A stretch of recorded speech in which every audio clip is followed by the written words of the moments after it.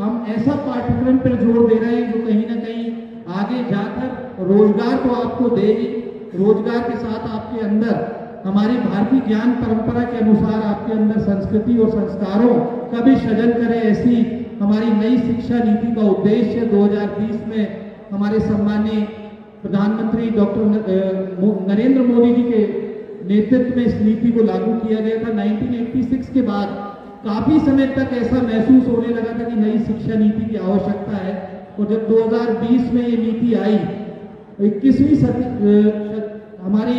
सदी में भारत बहुत तेजी से बदल रहा, और इस बदलते हुए भारत में ये आवश्यकता भी थी कि हमें अपने शिक्षा नीति को बदलना चाहिए, और इसलिए प्रधानमंत्री जी ने नई शिक्षा नीति को लागू किया। आज उस नई शिक्षा नीति के माध्यम से पूरी कहना चाहिए पूर्व विद्यालय की शिक्षा से लेके हमारा 12वीं की शिक्षा हो, हमारी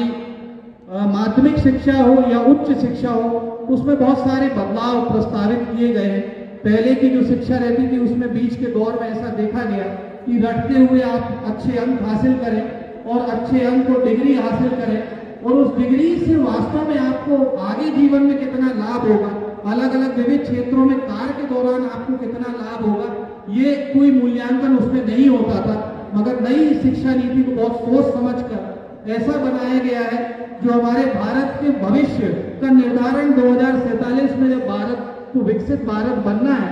जो विजन प्रधानमंत्री नरेंद्र मोदी जी ने दिया है, जिसको लेकर मध्य प्रदेश हमारा आत्मनिर्भर होते हुए विकसित मध्य प्रदेश के लिए लगातार बढ़ रहा है, उसको पूरा करने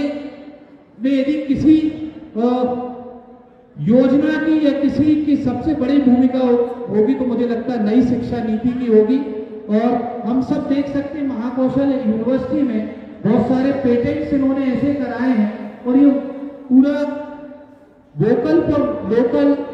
की पूरी थीम पर ये महाकौशल विश्वविद्यालय आगे बढ़ रहा है। बहुत सारे नए करिकुलम जो हमारे मध्य प्रदेश की अर्थव्यवस्था को ध्यान में रखते हुए भी यहाँ पर चालू किए गए हैं,